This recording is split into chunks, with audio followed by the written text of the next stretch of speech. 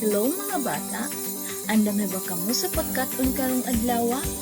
Ako, si Teacher Amelia, ang inyong maestra. Padayon kita sa pagkaton sa Mathematics 1. Ang atong leksyon karon gikuha gikan sa Quarter 2, Module 2 sa atong self-learning modules. Bahin sa pagdugang o addition of two one-digit numbers nga adunay sumada o sum hangtod 18. Pagkahuman niini nga pagtulunan, gilauman ikaw nga makahulagway sa pagdugang og two one-digit numbers nga adunay sumada o sum hangtod 18 o makadugang o maka-add o two one-digit numbers nga adunay sumada o sum hangtod 18. Atong balikan ang leksyon sa miaging video. Idugang o i-add ang duha ka pundok o set. I-drawing ang husto nga tubag sa kahon. Okay, ang number 1, ang unang pundok tulo ka bola o gidugangan og duha ka bola. Pila man tanan ka bola ang anaa?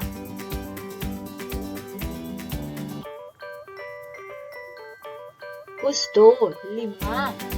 Number 2, ang unang pundok upat ka baso o gidugangan kini og laing upat ka baso. Pila na tanan ka baso ang gipakita?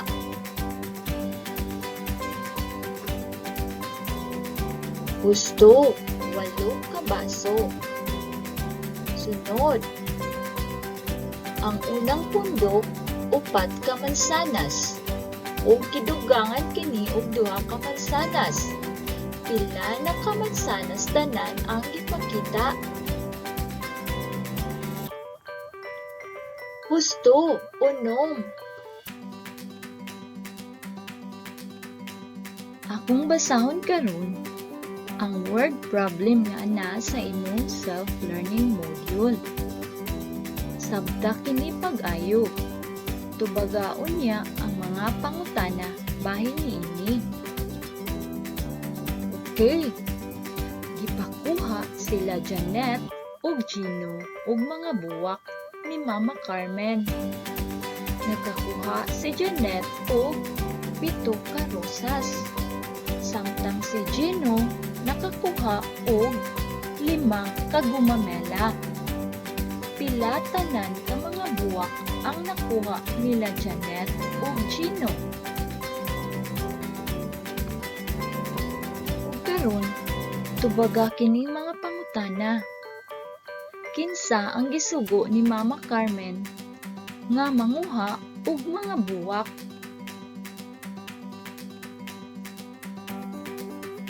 Gusto ka? Sila si Janet o Gino. Unsa nga mga buwak ang gikuha nila?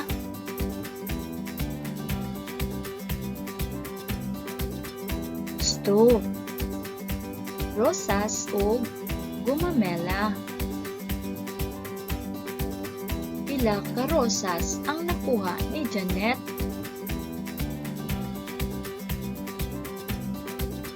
Pito ka rosas ang nakuha ni Janet. Very good. Pila ka gumamela ang nakuha ni Gino?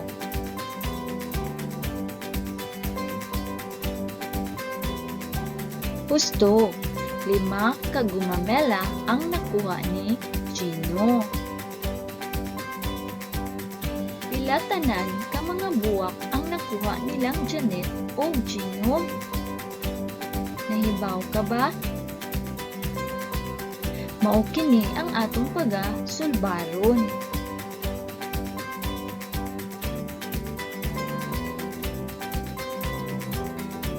Sa miaging leksyon, atong hibaluan nga ang addition adunay mga bahin o parte. Sama niini 2 plus 5 equals 7. Ang 2 gitawag og aden. Ang 5 gitawag og aden. Aden ang tawag sa kada numero nga imong pagatipunon. O ang cross na simbolo gitawag og plus. Mao kana ang simbolo nga gamiton sa addition. O ang duha ka linya nga gahigda itawag kana og equal sign o tumbas. Ug ang tubag sa addition gitawag og sum o sumada. Ug ang kinatibuk-an sa pahayag gitawag kini og numerong pahayag o number sentence. Atong balikan ang pangutana nga pila tanan kabuwak ang nakuha nilang Janet ug Gino. 7 ka rosas ang nakuha ni Janet. 5 ka gumamela ang nakuha ni Gino. Ato kining tipunon aron makuha nato ang sumada. Buhatan una nato kini og number sentence o numerong pahayag. 7 plus 5 equals blank. Mao kini ang atong numerong pahayag. 7 punan og 5 pila naman tanan. Karon ato kining pabarugon pagkasuwat aron mahimutang ang atong mga drawing. 7 punan og 5 equals pila man. Mao kini ang pinabarog nga pagkasuwat sa atong number sentence o numerong pahayag. Ang sunod natong buhaton kay mag-drawing kita og 7 ka rosas or 7. Iha pa.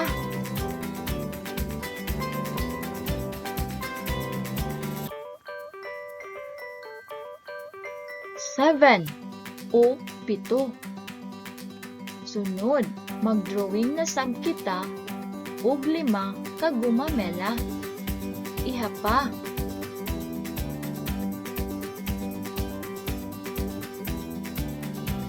Lima o 5. Karon atong tipunon ang 7 ka rosas ug 5 ka gumamela. Iha pa.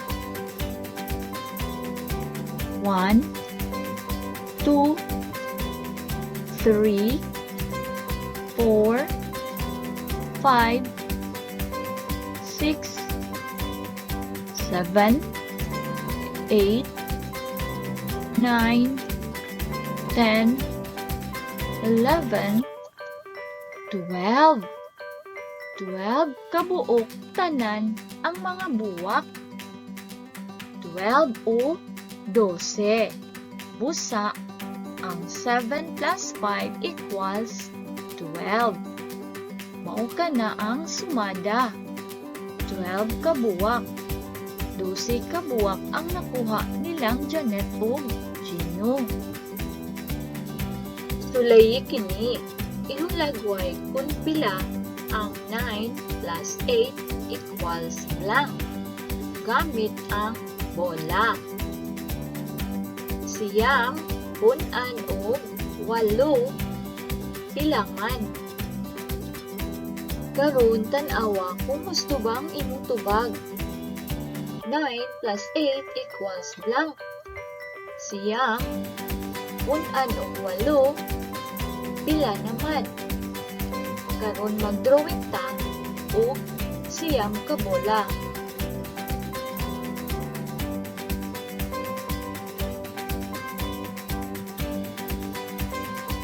O 8 ka bola.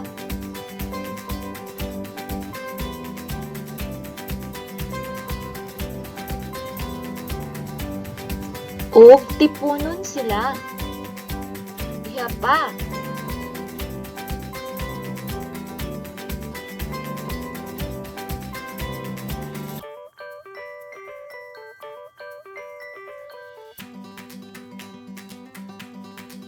Ang tubag, 17. 17. 9 plus 8 equals 17. Yehey! Makamauna ka! Busa, padayon na ang pagtubag sa imong self-learning module.